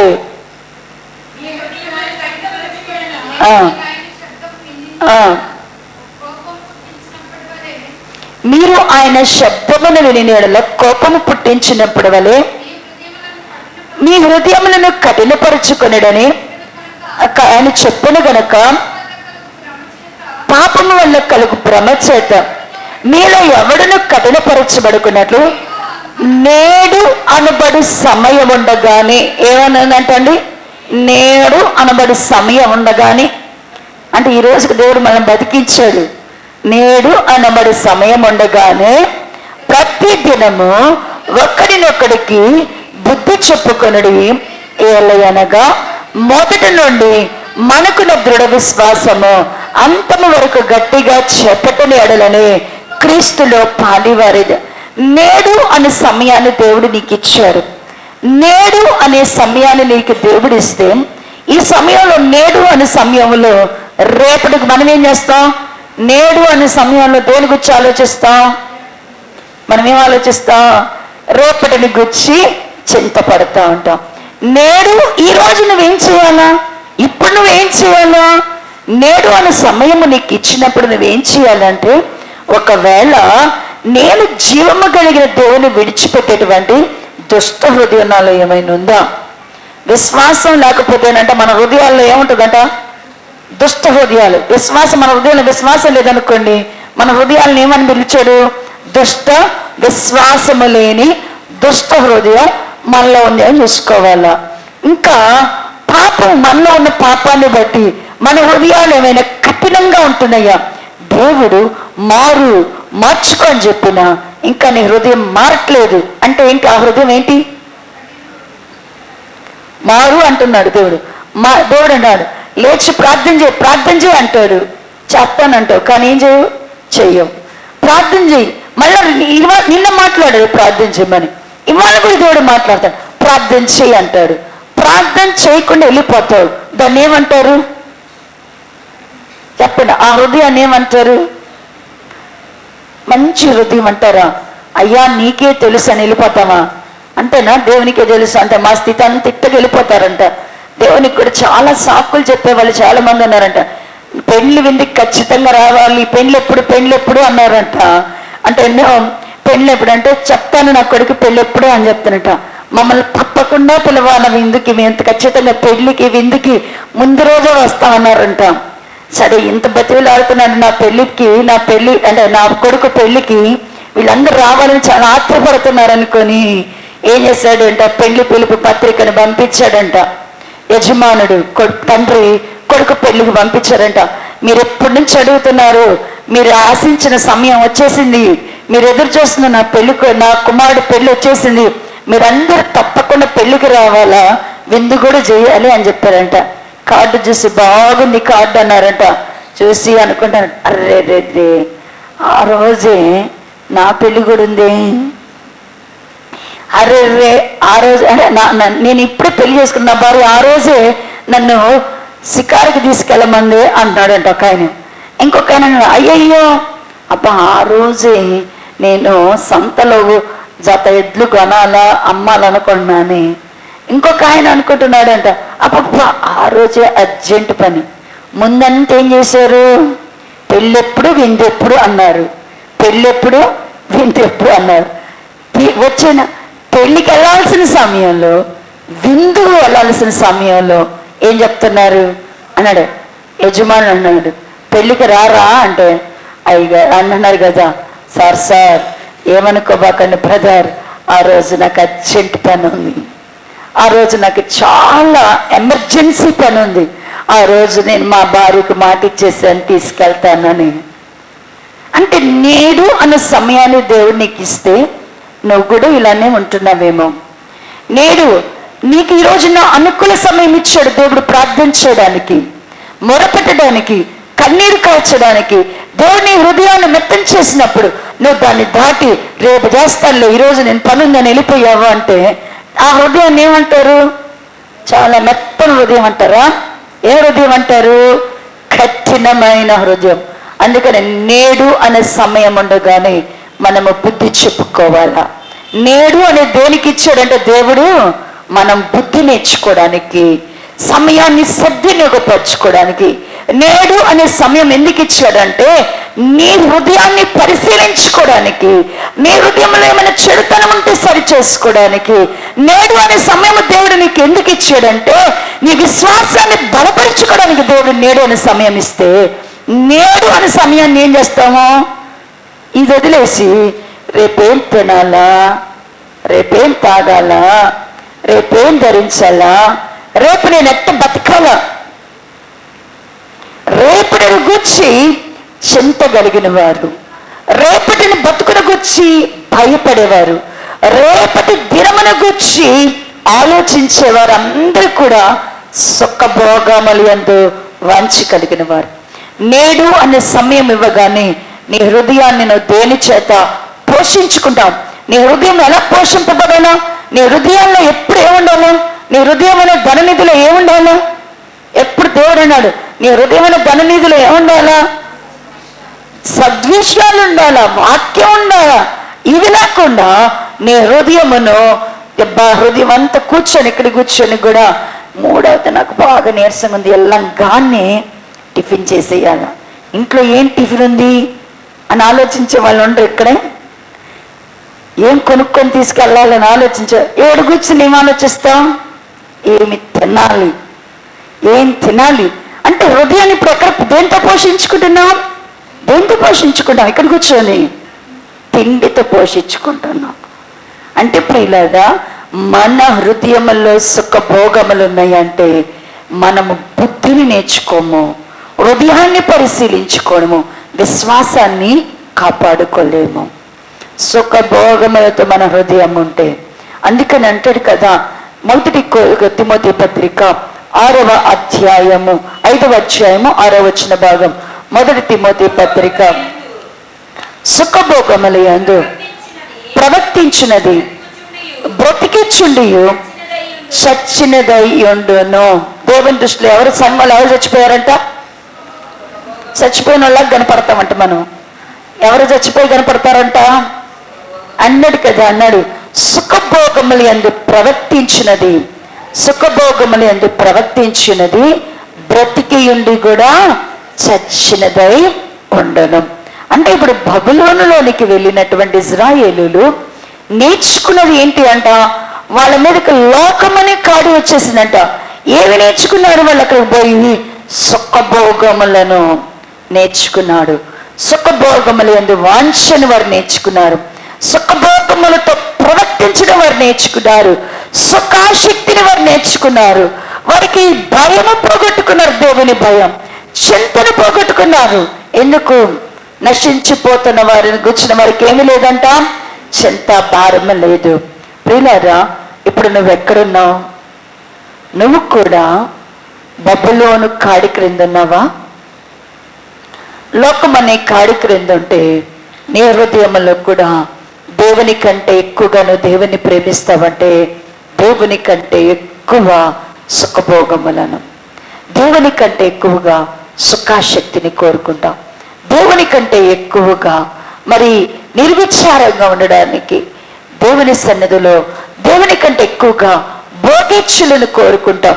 యాకోబు పత్రిక కూడా అంటున్నాడు. యాకోబు పత్రిక 4వ అధ్యాయము, యాకోబు పత్రిక 4వ అధ్యాయము, యాకోబు పత్రిక 4వ అధ్యాయము మొదటి వచ్చిన భాగాన్ని చదివితే తీసాడమ్మా అందరూ. 212వ పేజీ 4వ అధ్యాయం మొదటి వచ్చిన భాగము నుండి, మీలో యుద్ధములను పోరాటములు దేని నుండి కలుగుచున్నవి? మీ అవయముల్లో పోరాడు మీ భోగేచ్ఛలుండే కదా. మీరు ఆశించుచున్నారు గాని మీకు దొరకటలేదు. నరహత్య చేదురు, మత్సరపడుదురు గాని సంపాదించుకొనలేరు. పోట్లాడుదురు, యుద్ధము చేదురు గాని దేవుణ్ణి అడగనందున మీకేమీ దొరకదు. మీరు అడిగినను మీ భోగముల నిమిత్తము వినియోగించుటకై దురుద్దేశముతో అడుగుదురు గనక మీకేమీ దొరకటలేదు. దేవుని పిల్లలు చూడు, దేవుడు ఒక మాట అంటున్నాడు యాకోబు గారి ద్వారా. అసలు మీలో యుద్ధాలు పోరాటాలు కూడా ఎందుకు వస్తున్నాయంట? యుద్ధాలు పోరాటాలు కూడా ఎందుకు వస్తాయి అంటేనంట, మనలో ఉన్నటువంటి మన అవయవాలలో ఉన్నటువంటి భోగేచ్ఛలు, మనలో యుద్ధాలు పోరాటాలు కారణానికి కూడా మన అవయవాలలో ఉన్నటువంటి మన అవయవాలకు కలిగినటువంటి భోగేచ్ఛలు అంటే సుఖ భోగములు అందు మనము కూడా ధనవంతుడిలాగా, మనం కూడా ఎట్లున్నాం? ధనవంతుడిలాగా ఎలా కోరుకున్నారు? ఈ రోజుల్లో దేవుని సన్నిధిలోనికి వచ్చి యేసుక్రీస్తు ప్రభువారు లూకాసు వార్త 16వ అధ్యాయంలో ధనవంతుడు లాజరు గురించి ఉపమానం చెప్పానంటే, ధనవంతుడు లాజరు గురించి ఉపమానం చెప్పారంటే ఇద్దరు, ధనవంతుడు ఏమైనా అన్యుడా? ధనవంతుడు అన్యుడా? కాదు. అన్యుడైతే అబ్రహాముని ఏమని పిలవడు? తండ్రి అని పిలవరు. అబ్రహాము గారిని తండ్రి అని ఎవరు పిలుస్తారు? ఇజ్రాయేలు యూదులే ఏమని పిలుస్తారంటే అబ్రహాము మా తండ్రి అని చెప్తా. అంటే ఈ ధనవంతుడికి దేవుడు తెలుసు, అబ్రహాము గారు తెలుసు, ధర్మశాస్త్రము తెలుసు, వాక్యం తెలుసు. కానీ ఆయనకి అన్ని తెలిసి కూడా ఏం చేయడానికి ఇష్టపడుతున్నాడు? ఆయన ఏం చేయడానికి ఇష్టపడుతున్నాడు? సుఖంగా ఉండాలి. ప్రతిరోజు నా జీవితం ఎట్లుండాలా? సుఖాశక్తి. అబ్రహాం గారు కూడా అదే పాయింట్ అవుట్ చేస్తున్నాడు. చూడండి ప్రియులారా, లూకాసు వార్త 16వ అధ్యాయము, లూకాసు వార్త 16వ అధ్యాయం, లూకాసు వార్త 16వ అధ్యాయము 25వ వచ్చిన భాగమును చదివితే, అమ్మ మీరు ఎట్ట చదివారు? అబ్రహాం కుమారుడా అన్నట్టు చదివారు. ఒకసారి మళ్ళీ చదవండి. అందుకు అబ్రహాము కుమారుడా, నీవు నీ జీవిత కాలమందు నీకు ఇష్టమైనట్టు సుఖము అనుభవించేటివి, అలాగనే లాజరు కష్టం అనుభవించినని జ్ఞాపకము చేసుకున్నాము. చాలండి. ఇక్కడ ఇద్దరున్నారు, ఇద్దరు, ఒకరు కాదు. అబ్రహాము కుమారుడు అంటే ఒకళ్ళు అనుకోబాకండి. అబ్రహాం మాట్లాడుతున్నాడు. ఎవరితో మాట్లాడుతున్నాడు? ధనవంతుడితో అబ్రహాము ధనవంతుడికి మధ్య సంభాషణ. అబ్రహాం గారు చెప్తున్నాడు, కుమారుడా అంటున్నాడు కదా, నీవు నీ జీవిత కాలంలో దేవుడు నీకు ఆయుష్ ఇచ్చాడు. దేవుడు నీకు కొంతకాలం భూమి మీద బ్రతకడానికి ఆయుష్ ఇచ్చాడు. నీ జీవిత కాలంలో నువ్వు దేవుని దగ్గరకు వచ్చి ఏమడిగావు? నువ్వేం కోరుకున్నావు? నీ జీవితం అంతా ఏం కోరుకుంటాం ప్రారంభించావు? అసలు కష్టాలు వద్దు ప్రభు, అసలు నా జీవితంలో ఏమండుతానో కష్టమే వద్దు అనుకున్నాడంటే. ఏం కావాలని కోరుకున్నాడంట? నా జీవితం అంతా నాకు ఇష్టమైంది ఏంటంటే, ధనవంతుడిని నీకు ఇష్టమైంది ఏంటి అడిగితే, ప్రతిరోజు నేను సుఖంగా ఉండడం ఇష్టం. సుఖాన్ని కోరుకున్నావు, నీకు ఇష్టమైన సుఖాన్ని కోరుకున్నావు. ఇప్పుడు నరకంలోకి వచ్చి ఇప్పుడు చింతపడుతున్నాడు, ఇప్పుడు భయపడుతున్నాడు, ఇప్పుడు బాధపడుతున్నాడు. ఇప్పుడు చింత, ఇప్పుడు బాధ ఏంటైంది? యాతన తిరిగి పడుతున్నాడు. యాతన పక్కన పెడితే ఇక్కడ చింత బాధ ఉంది. నరకంలోకి ఏ బాధ ఉంది? అయ్యా నాకు 5 సహోదరులు ఉన్నారు, నాలాంటి వాళ్ళు కూడా. నాకు భూమి మీద ఎంతమంది సహోదరులు ఉన్నారు? 5 ఉన్నారు. వాళ్ళు నెట్టంటోళ్ళు, నాలాంటోళ్ళే. వాళ్ళు నీ దగ్గరకు వచ్చి ఏమడుగుతారు? వాళ్ళు లోకంలో ఏమడుగుతారు? వాళ్ళు కూడా నాలాంటోళ్ళు. ఏంటి అంటే గనక, ఏమి తినాలా, ఏం తాగాలా, ఏం భరించాలా, ఏం సంపాదించాలా, ఎట్లా ధనవంతులు అవ్వాలా, ఇక ఇదే వాళ్ళ ధ్యాస కూడా. ఏంటి? ఇదే మైండ్ సెట్. ఇప్పుడు వచ్చి యేసుక్రీస్తు ఏడ్చి నీ దగ్గర చీరేది కూడా డబ్బు కోసమే నాయన. నీ దగ్గర ఏడ్చేది కూడా లోకంలో సుఖం కోసమే నాయన. సుఖం కోసమే ఏడుస్తారు. కానీ సుఖం అంటే దీనులకు దరిద్రులకు న్యాయం చేయడం అని, క్షేమం అంటే నీతి న్యాయములు అనుసరించదని నీ పిల్లలకి తెలియదు. సుఖం అంటే ఏంటి?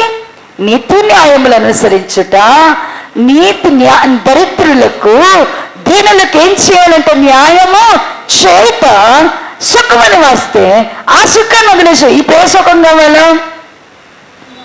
ఏం సుఖం కావాలో మనకి? ఇప్పుడు లోకములో ఉన్నటువంటి భోగాలన్నీ నీకు వస్తేనే ఆశీర్వాదం అని నమ్మే వాళ్ళు ఎంతమంది లేరు? లోకంలో ఉన్న భోగాలన్నీ ఆశీర్వాదం అని నమ్మే వాళ్ళు ఎంతమంది లేరు ఇక్కడ? మనల్ని పొగిడే వాళ్ళు కూడా, దేవుడు నిన్ను ఎంత ఆశీర్వదించండి, అవునమ్మా నన్ను పంట కుప్ప మీద నుంచి తీసుకొచ్చి ఏడు కూర్చోబెట్టారు అంటాం. దేవుని యొక్క ఆశీర్వాదము, ఒక్క ఐశ్వర్యాన్ని చూసేవాళ్ళు ఎంతమంది లేరు ఈ రోజుల్లో? అంటే ప్రియులారా, ఇంటర్నల్గా మన హృదయంలో ఏం వాంఛ, మనం దేనికి కట్టబడిపోయామంటే, ఏ కాడి కింద ఉన్నామంటే సుఖభోగముల యందు వాంఛ. ఈ సుఖభోగముల యందు వాంఛ కలిగి నువ్వు భక్తి చేస్తున్నావు అంటే దేవుని దృష్టిలో నువ్వు చచ్చిన దానివే, నువ్వు చచ్చిన వాడవే. సుఖభోగముల యందు ప్రవర్తించినదంట దేవుని దృష్టికి ఎలా ఉందంట? బ్రతికి ఉండి చచ్చిపోయి ఉంది. దేవుని దృష్టికి నువ్వు మృతుడువే అన్నాడు కదా సార్దీసు సంఘాన్ని. బ్రతికి ఉన్న పేరు నీకుంది కానీ నువ్వేంటి? మృతుడువే. ఎందుకు మృతుడుగా ఉంది సార్దీసు సంఘము? ఎందుకు మృతమైపోయింది సార్ది? నీ క్రియలు నా దగ్గర ఏమవ్వలేదు, సంపూర్ణంగా కనబడలేదు. ఎందుకు సంపూర్ణం అవ్వలేదు?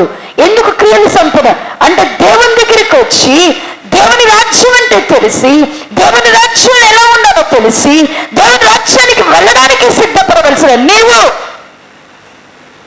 కొలసి సంఘముతో అంటున్నాడు, 3వ అధ్యాయములో అంటున్నాడు, నువ్వు క్రీస్తుతో కూడా లేపబడిన వాడవైతే పైన వాటిని వెతుకు, కానీ భూ సంబంధమైన వాటి మీద మనసు పెట్టద్దు. నువ్వు క్రీస్తుతో లేపబడ్డావు. నువ్వు బాప్టిజం తీసుకున్నావంటే ఇప్పుడు ఏమయ్యావు? క్రీస్తుతో లేపబడ్డావు. ఇప్పుడు నీ కోరికలన్నీ ఎక్కడుండాలో, నీ మనసు అంతా ఎక్కడుండాలో, నీ ఆశ అంతా ఎక్కడుండాలో, నువ్వేం సంపాదించుకోవాలా? క్షయమైపోయే వాటి కొరకు మనము కష్టపడేవారంగా భక్తిని చేసుకోకూడదు. దేవుని పిల్లలారా, రేపు నువ్వేం తినాలో దేవుడిని కొరకు సిద్ధపరిచే ఉంచాడు. నువ్వు రేపేం ధరించుకోవాలో దేవుడికి తెలుసు. నీకు ఏ స్థితి దేవుడు ఇచ్చినా అదే దళాజుడి దగ్గర నుంచి మనం నేర్చుకోవాల్సింది. మనల్ని దేవుడు ఏ స్థితిలో ఉంచినా, ఏ స్థితిలోనే ఉంచినా ఆ స్థితిని మనం యాక్సెప్ట్ చేయాల్సిందే. దీన స్థితిలో ఉన్న, సంపన్న స్థితిలో ఉన్న, చూడండి దాన్ని ఎలా యాక్సెప్ట్ చేయడం నేర్చుకున్నారు పౌలు గారు. పౌలు గారు అంటాడు కదా, చూడండి దేవుని యొక్క పత్రికలలో ఫిలిప్పీలకు రాసిన పత్రిక 4వ అధ్యాయము 11వ వచన భాగమని చదవండి. తీసారమ్మా 180వ పేజీ 11వ వచనం 4వ అధ్యాయము 11వ వచనం. నాకు కొదువు కలిగి ఉన్నందున నేను ఇలాగూ చెప్పటలేదు, నేను ఏ స్థితిలో ఉన్నానో ఆ స్థితిలో సంతృప్తి కలిగి ఉండుట నేర్చుకుని ఉన్నాను. దీన స్థితిలో ఉన్న నేను ఎరుగుదును, సంపన్న స్థితిలో ఉన్న నేను ఎరుగుదును. ప్రతి విషయములోను అన్ని కార్యములోను కడుపు నిండి ఉండుటకును, ఆకలి కొని ఉండుటకును, సమృద్ధి కలిగి ఉండుటకును, లేమిలో ఉండుటను నేర్చుకుని ఉన్నాను. నన్ను బలపరచువాని యందు నేను సమస్తమును చేయగలను. దేవుని పిల్లలైనటువంటి వారు లోకమనే కాడి క్రిందకు, సుఖభోగాలకు మనం ఎప్పుడు దాసులం కాకూడదు. సుఖాశక్తిని మనము కలిగి ఉండకూడదు. సుఖాశక్తి నీలో ఉంది అంటే 2 పోగొట్టుకుంటాం. ఏం పోగొట్టుకుంటాం? భయం పోదు. సుఖాశక్తి కలిగిన వారు ఏముండదు? దేవుని భయం ఉండదు. దేవుని పిల్లల విషయంలో, నశించిపోచిన ఆత్మల విషయంలో చెంత ఉండదు, భయం ఉండదు, చెంత ఉండదు. భయము చెంత లేకపోతే నాకు ఒక్కొక్కసారి అనిపిస్తుంది, రాహాబు దగ్గరికి వెళ్ళి కూర్చొని నేర్చుకోవాలేమో అనిపిస్తుంది. రాహాబు దగ్గరికి వెళ్ళి చెంత అంటే, భయం అంటే ఏందో ఆ దగ్గరికి వెళ్ళి నేర్చుకోవాలేమో అనిపిస్తుంది. ఒక అన్యురాలు, ఒక వేశ్య, అన్యురాలు, శాపగ్రస్తురాలు, ఒక వేశ్య, భయంకరమైన వేశ్య, ఆ ఊర్లో పేరు పొందిన వేశ్య. అలాంటి వేశ్య ధనవంతురాలైన వేశ్య, మళ్ళీ అట్లాంటి ఎట్ట వేశ్య కూడా కాదు, ధనవంతురాలైన వేశ్య. ఈ ధనవంతురాలైనటువంటి వేశ్య, ఆమెకి వినబడుతున్నాయి మాటలు. ఆమె దగ్గరికి వచ్చే బహుశ వీటిలో, ఆమె ఇంటిలో ఉండేటువంటి, అక్కడ ఉండేటువంటి మనుషులు మాట్లాడుకుంటున్నారు, ఇదిగోనండి ఐగుప్తు దేశంలో నుండి జీవము కలిగిన దేవుని జనమంటండి వాళ్ళెవరో వస్తున్నారు, ప్రతిష్ఠింపబడిన జనమంటండి వస్తున్నారు, పరిశుద్ధమైన జనమంటండి వస్తున్నారు.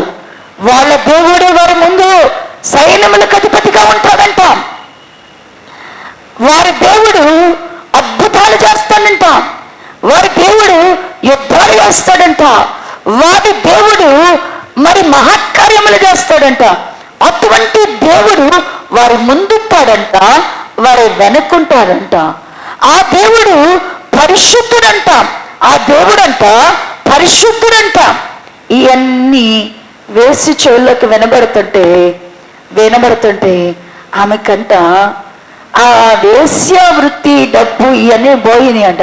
ఆ మనసులోకి ఏం కలిగిందంట, ఆ దేవుడు ఎంత గొప్ప దేవుడు, ఆయన ఎంత సజీవుడకు దేవుడు, అబ్బా ఆ దేవుడు నన్ను చేర్చుకుంటాడా, ఆ దేవుడు నన్ను ఒప్పుకుంటాడా, ఆ దేవుడిని నేను ఆరాధించవచ్చా, ఆ దేవుడికి నేను ప్రార్థన చేయొచ్చా, ఆ దేవుడిని నేను కలుసుకోవచ్చా, ఆ దేవుని ప్రజలతో నేను చేరచ్చా. ఎలాంటి కోరికలు వచ్చినాయి అంట. కోరికలు వచ్చి ఆమెకి ఒక అవకాశం వచ్చిందంట. రాహాబు అనే వేసికి ఏం అవకాశం వచ్చింది? మరి ఇజ్రాయేల్ మరి ప్రజల్లో నుండి మరి వేగు చూడ్డానికి యెహోషువ గారు వేగు చూడ్డానికి మరి ఇద్దరిని పంపించినప్పుడు వాళ్ళిద్దరు వెళ్ళంట ఎక్కడ దాక్కున్నారు అంటేనంట రాహాబు ఇంటిలోకే వచ్చారంట. ఆమంట మీరెవరు అనగానే అంటే మేము వేగువారము. ముందు విటుల్లాగా వెళ్ళారంట. ఆమె కనుక్కుందంట వీళ్ళని భాషలు బట్టి, మీరు వేగువారే ఇజ్రాయేలే కదా అంటే అవును అంటే, వారినంట ఎరుకో సైన్యము రాజు నుండి కాపాడి వాళ్ళను దాచిపెట్టిందంట. ఆమె మిద్దె మీద ఆమె వారిని దాచిపెట్టి ఆ సైన్యం వెళ్ళిపోయిన తర్వాత ఆమె మాట్లాడుతుందంట, మీ దేవుడిని గురించి కొన్ని రోజులుగా నేను వింటున్నాను. ఆ జీవము కలిగిన దేవుని గురించి వింటుంటే నా గుండె ఏమైపోతుందంటే నీరు గారిపోతుంది, భయం వచ్చేస్తుంది. మీ దేవుని గురించి వింటుంటే, మీ దేవుని గురించి తెలుసుకుంటుంటే నాకు భయం వస్తుంది, వణుకొస్తుంది, దిగులు వస్తుంది అని ఆమె అంటుందంట. నాకు ఒక ఉపకారం, నేను ఉపకారం చేశాను కదా మీకు, నాకు మీరు ఉపకారం చేస్తారా? ఏం ఉపకారం చేసేంటంటే, ఇదిగో ఈ దేశాన్ని మీరు కాల్చడానికి వచ్చినప్పుడు, ఏరుక పట్టడానికి కాల్చడానికి వచ్చినప్పుడు మీరు నన్ను కాపాడాల, నన్ను చంపకూడదు, నన్ను ఏం చేయకూడదు, చంపకూడదు అంటే ఆమెంట వాళ్ళు చెప్పారంట, చంపము, ఇదిగో ఒక ఎర్ర నూనెని దారాన్ని ఇచ్చి నీ కిటికీ కట్టు, మా సైన్యములు ఎవరు వచ్చినా కూడా ఈ దారాన్ని చూచి నీ ఇంటి వారిని రక్షిస్తారు, నిన్ను రక్షిస్తారంటే ఆమెకు ప్రామిస్ చేశాడు. ఏమని? నిన్ను మేము కాపాడతాము. అయితే ఇశ్రాయేలు ప్రజలు ఎరుకొని సమూలం నాశనం చేసి ఈ ఇంట్లోకి వస్తే ఏమంట, ఒక్కటి లేదంట, ఒక్కది లేదంట, ఏమో ఒక్కగా లేదంట.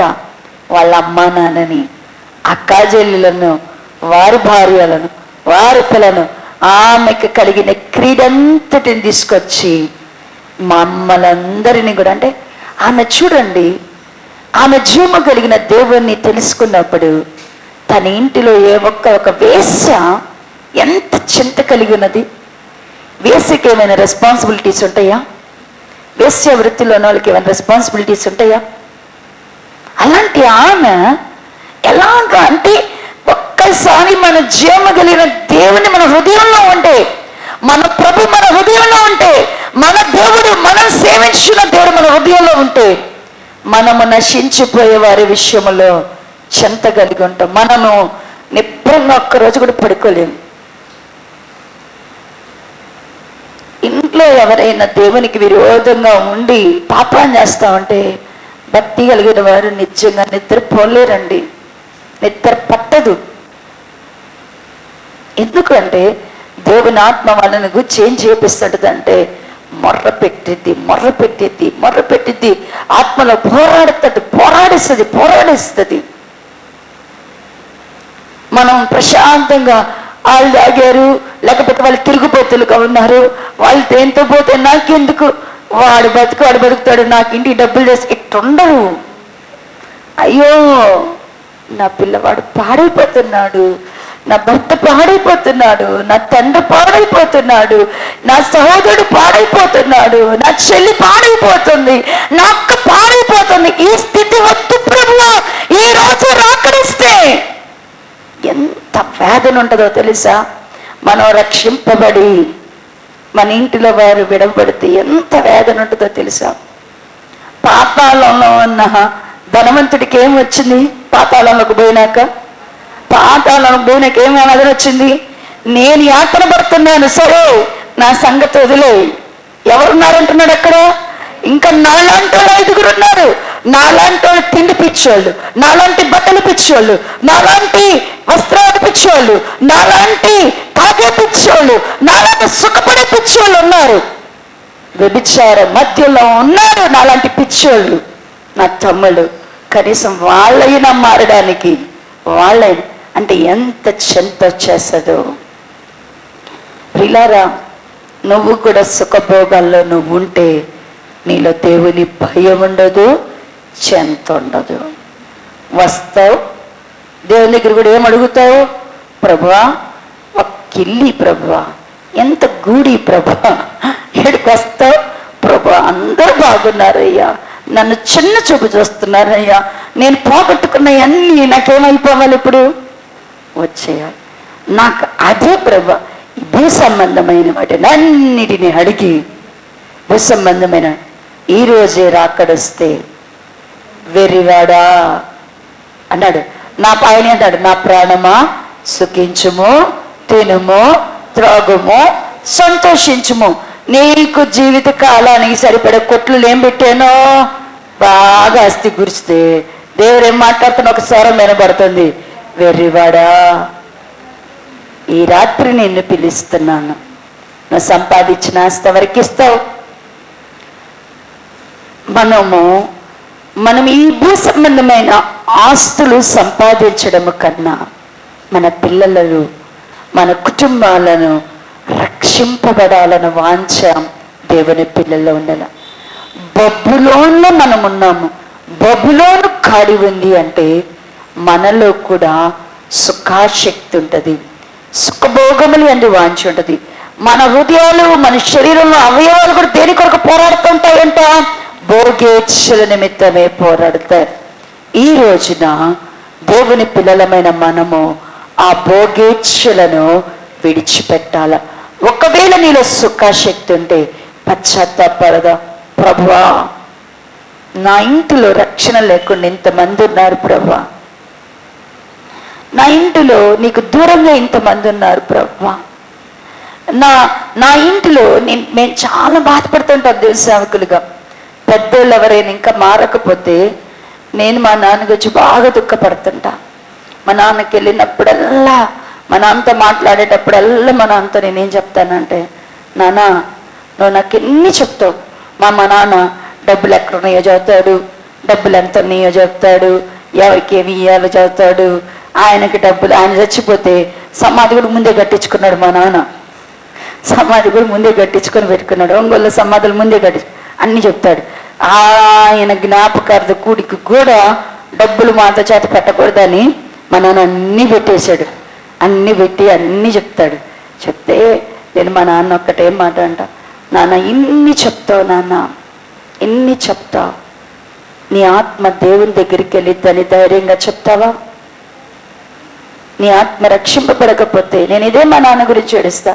ప్రభువా ఇంట్లో సేవకులు ఉన్నాం, సేవకులు ఇద్దరు పిల్లలు, నీ కడుపున పుట్టిన పిల్లలు ఇద్దరు సేవకులు. మా తండ్రిగా నువ్వు దేవుని రాజ్యంలో లేకపోతే మేము ఫెయిల్ అయినట్టే నాన్న. నేను మా నాన్నంట, నాన్న నువ్వు ఎందుకు ఇలా ఉన్నావు, ఇంకెందుకు నీ ఆలోచన, మన ఆయుష్కాలం ఎంతో తెలియదు, దినములు దేవుడు గడిస్తున్నాడు, నువ్వు ఇలా కఠినపరుచుకుంటే మేమంట, నాన్న నీ హృదయం కఠినమైపోతుంది, నువ్వు ఇంకట్లో ఉన్నావు, మారు హృదయంలో వేదన.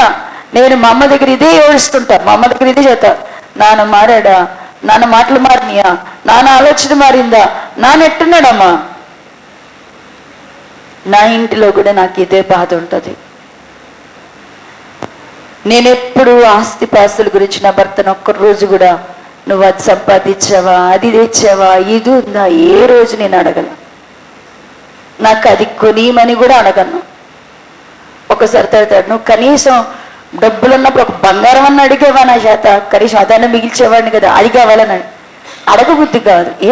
ఏం బాధ వస్తుంది అంటే పడుకునేటప్పుడల్లా నేను మా పిల్లవాడికి చిన్నవాడికి పక్కన వేసుకొని చెప్తాను, ఈరోజు దేవుని రాకడొస్తే నువ్వు సిద్ధపడావా జోవి, ప్రార్థన చేసావా దేవుని రాకడి కోసం, మారు మనసు పొందావా, ఎన్ని అబద్ధాలు ఆడావు ఈరోజు, ఖచ్చితంగా ఈ క్వశ్చన్ వేస్తా, ఎన్ని అబద్ధాలు ఆడావు, ఎంత ఎదురు చెప్తున్నావు, ఇంత మూర్ఖంగా ఉంటున్నావు, ఇలా ఉంటే గొడవ పడితే దేవుడు ఎందుకైనా నిన్ను సృష్టించింది అని ప్రశ్నిస్తా. నా హృదయంలో ఆ వేదంతో చాలాసేపు నిద్ర పట్టదు. చాలాసేపు ఏముంటుందంటే నిద్ర పట్టక ఒక్కొక్కసారి ఉరుము రాగానే లేచి కూర్చుంటా. ఎందుకంటే ఆయన వచ్చే ముందు ఉరుము వస్తుంది, దేవుని రాకడ వచ్చే ముందు ఏమొస్తుందంటే ఉరుము వస్తుంది, పెద్ద ఉరుము.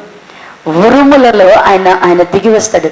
ఆ ఉరుము శబ్ద రంగాన్ని మధ్యరాత్రుల్లో టక్కని లేచి కూర్చొని ఈ ఉరుములో నువ్వు కనబడితే, నువ్వు వస్తే ప్రభువా నా కుటుంబం విడబడకూడదు ప్రభువా అని ఒకసారి వాళ్ళందరి మీద వాళ్ళ గురించి ప్రార్థన చేస్తూ ఉంటుంది ఆత్మ. ఎందుకంటే చాలాసేపు నిద్ర పట్టదు, చాలాసేపు. ఎందుకు అంటే ఎవరు ఇంట్లో వాళ్ళే కాదు, సంఘంలో వాళ్ళే కాదు, ఎంతగా దేవుని కృప చేత సంఘం ఉంటుంది, ఇంకా లోతైన రక్షణ లేదే, రక్షణార్థమైన మారు మనసు లేదే, జీవార్థమైన మారు మనసు లేదే, ఒక్కలైన పరలోక దర్శనం కలిగిన వాళ్ళు లేరే, ఒక్కసారైనా అనుకుంటుంటాం పరలోక ప్రత్యక్షతలు కలిగిన వారు లేరే. అంటే మేము చెప్పేది బోధించేది ఏంటి? ఏం తినాలా, ఏం తాగాలా, ఏం సంపాదించాలి, ఇదే నా బోధిస్తుంది. సుఖభోగములయందు వాంఛ మనలో ఉండకూడదు. అది బబులోనీలు నేర్పిస్తున్నారు. ఆ బబులోనీలు వాళ్ళతో వర్తకం చేసేవారికి అది నేర్చుకుంటున్నారు.